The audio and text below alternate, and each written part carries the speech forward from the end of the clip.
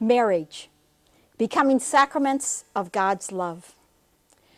One wonders of words at weddings, words of commitment and hope, words of love entrusting one's life to another, and words of promise to be forever faithful. 38 years ago, my husband and I, in the presence of the parish community, declared these words, these vows to one another. I offer you my joy, my sorrow, but always in love. I offer you my past, my future, but always in today. I offer you my strength, my weakness, but always in growth. I offer you my youth and old age, but always in the eternity of our new life. To be forever in one another and through one another. Let this be the vision we share. One wonders of such words and the capacity of human beings to make these wildly generous commitments. Yet the marriage vows to love for better or for worse, until death do us part, carry deep hopes and desires of the human heart, to give of oneself to another and to be united in mutually supportive love.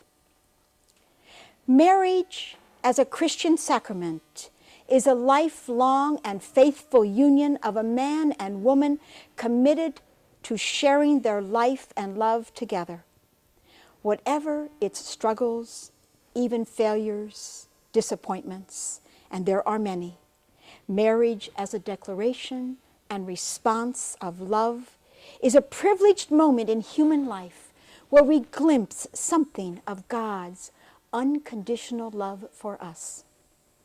But it is a moment that lasts 25, 40, even 50 years or more. Marriage as a sacrament not only celebrates the love between a man and a woman, it also empowers them in grace to live this commitment of covenant love in union with God. The whole of Scripture really is a story of God's loving relationship with humankind, a relationship called covenant. I choose you, God says. You are my people and I am your God, and I will be forever faithful. I will give of myself totally to you in love, mercy, and compassion. On eagle's wings I will lift you up and always carry you in my heart. Because I am yours and you are mine, says God. You do not have to say yes, but if you do, you must be faithful. Not unlike the married couple, God is outrageously generous in the promises made to his people. Covenant is different from contract. The latter stipulates conditions to be met in order for the agreement to be maintained. Covenant, however, is an unconditional love based on commitment. Christian marriage partners take a risk, not because it is safe or certain, but because they're willing to step into the future in trust. Trust is our gift to give, not something to be earned. We wish only that it be received by the one we love. In everyday life, the great sign of the presence of God is the capacity to give oneself away as gift to the other in agapic love. This is the commitment of marriage vows. In mutual love and self-gift, husband and wife promise to be with and for each other at every level, physically, emotionally, financially, spiritually. In complete and exclusive commitment, they promise to belong to each other in tenderness and freely chosen loyalty. Whenever we witness this surrender in covenant love, we see the reality of grace. We see the presence of God's love made visible. We see sacrament. There is no deeper witness of agape love between human beings than marriage truly lived. The husband and wife are themselves sacrament, living signs of God's love in their self-gift to each other, to their children, and to the community. This is why marriage so richly deserves the title sacrament, mystery of God's love made visible. It is one of the great public manifestations of the presence of God at work in the world. This self-gift happens daily between a couple in ordinary ways, like sharing a meal, forgiving a hurt, listening to one another's stories, following through with projects on the honey-do list, offering affirmation, or a simple "I love you." Self-gift also happens in extraordinary ways, caring for one's spouse in serious illness or recovering from a traumatic accident, standing by his or her side at the death of a parent, being a healing presence and hope in times of depression. Most recently, I borrowed my husband's phone to make 2 simple phone calls as I walked in the evening. I literally, with some pressing of buttons, I totally crashed his phone. Everything was gone. I was frightened to come home and show it to him. At the same time, his forgiveness was a sacrament of God's love for me. He never even got really angry. In their promise of love and commitment, the couple confer the sacrament on one another, not only on the day of their wedding, but all the years following. Sacramental marriage is a lifelong blessing as husband and wife continually learn to say yes to each other in new ways. Marriage is ongoing and evolving. In a sense, we are always marrying, not simply married. Modeled after and strengthened by God's own love for his people, it is an intimate partnership in which the other gives each other the freedom to grow, even as they seek new ways of unity. I am always moved by the marriage commitment of my mother and father, now almost 70 years at the ages of 91 and 93. Their understanding, mutual support, affection, and affirmation of one another provide in the home a loving presence. They have become what we celebrate, self-giving love. Let us take a closer look at 3 important aspects of marriage commitment: mutual growth, personal freedom, and directed toward fruitfulness. Mutual growth obviously requires certain attitudes and behaviors. First, there is the concentrated effort to develop communication skills. Openness and understanding are essential, as well as accepting differences, such as keeping house, spending money, planning a trip, watching TV, being on time, to speak personally. Too often, small stones like these can get caught between our toes, even as we are able to jump the larger rocks. Commitment to a relationship requires facing the issues, but we must continually discern what are the deeper beliefs and values in our life together. I know my husband and I can sometimes get caught by being on time where I'm late and he's not. But yet, in dealing with the illness of our daughter, we stayed so closely connected that it showed me deeper values in which we are always united. Second, a married couple knows the importance of keeping a positive outlook.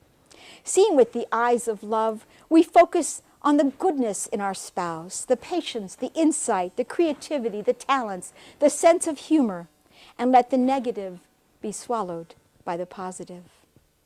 Even in struggling times, when the fire of passion is cooled, mutual growth calls us to drink from the deep river of commitment, to give that kiss or say I love you, even if you don't feel the emotion.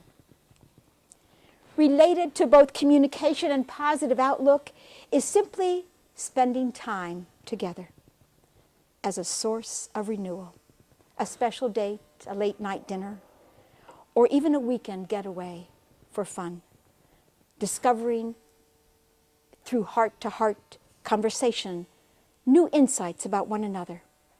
Without this time exclusively for one another, we can lose sight of the man or woman we married and how we fell in love. Celebrating anniversaries is one very important ritual of renewal. Mutual growth, however, also requires a delicate balance between assertiveness and surrender. We speak our convictions not in self-righteousness, but in graciousness and hope, even as we relinquish the need to be right or have it my way with the many issues of learning to live together. Perhaps herein lies the secret of living and growing as a couple. It is the pattern of Jesus on the cross, self-emptying love. It is the Paschal mystery in our journey of married life. We move now to personal freedom. Have you ever heard someone say, "No way am I getting married, I like my freedom"? Such a comment exposes to me a limited grasp of the marriage commitment. In my experience, there is a creative freedom in being loved unconditionally. Not a freedom to do whatever I want, but a freedom to share my life with another as we develop individual gifts and discover new abilities. We rejoice in one another's successes and share each other's disappointments.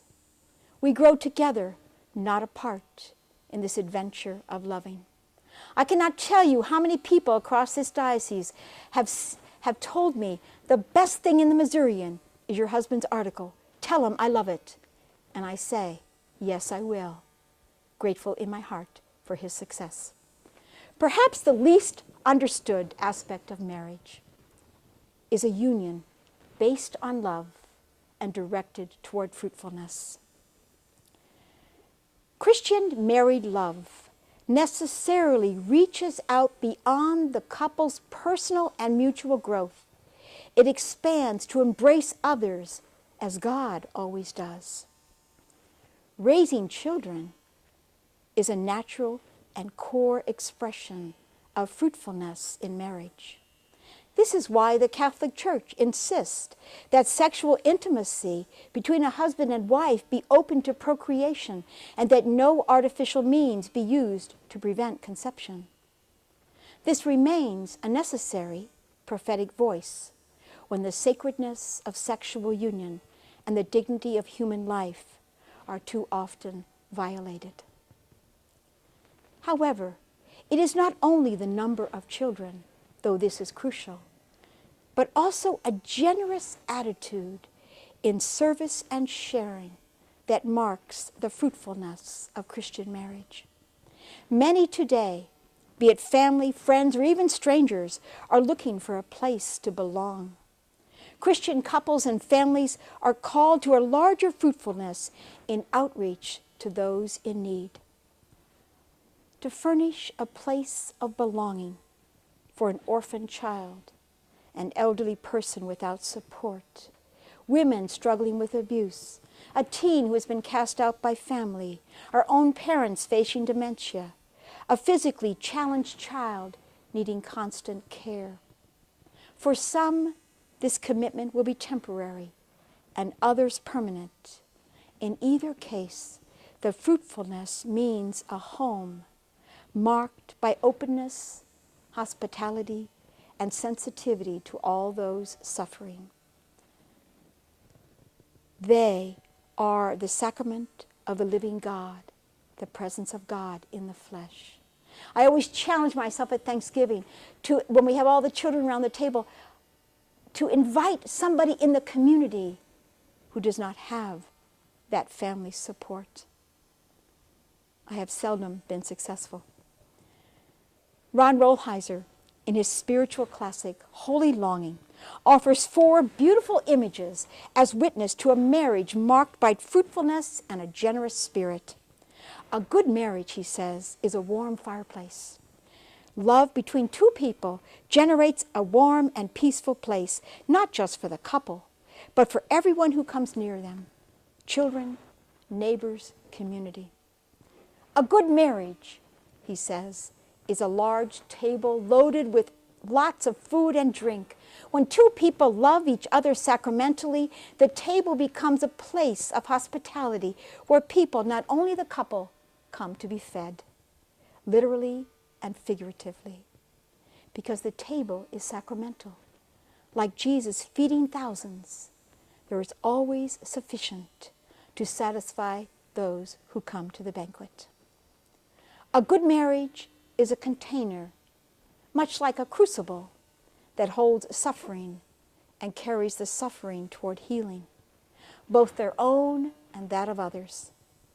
Through the years, the couple carry with faith, dignity, and charity the pain and tragedy that come their way and help others to bear their grief and loss. Finally, a good marriage is Christ's body, a flesh that is food for the life of the world. Christ left his body to feed the world, and a good marriage does precisely that.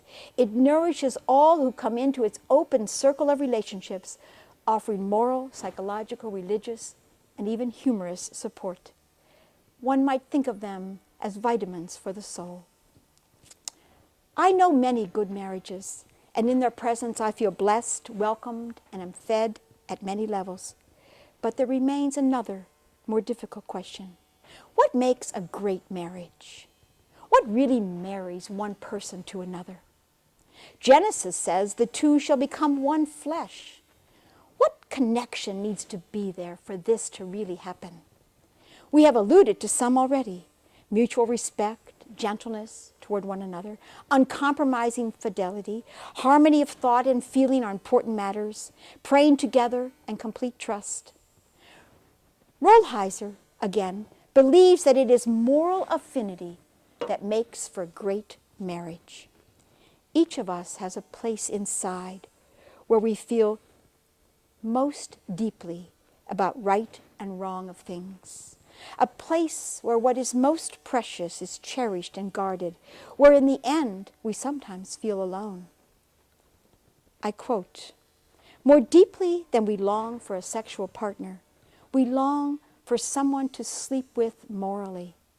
As moral lovers, we find, touch, and protect each other's souls. We feel understood, cherished, and safe. Perhaps this is the deeper meaning of marital consummation, dependent on great trust and great chastity." But there is more. In God's creative design, the union of male and female in marriage and family is intended to be the basic building block of solidarity for human society. Even in the face of divisions, enmity, cruelty, competition, and injustice, marriage has the potential to make true human community possible. How is this so? Modeled on and participating in the self-sacrifice of Jesus, the husband and wife are called to discover what it is to say we rather than I, and you or they. Their individual lives become one common future. Their wealth, their plans, their commitments are merged. Most of all, their children are each other's children, and they are jointly called to create a home and family environment for them.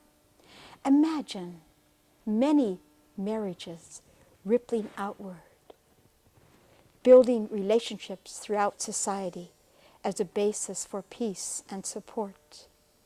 I call this solidarity. I know it is an ideal, but I believe that marriage is the sacrament presence that could hold together this dream of solidarity. Finally, there is still another and deeper layer of sacrament. It is a self-gift to one another in the intimacy of sexual union.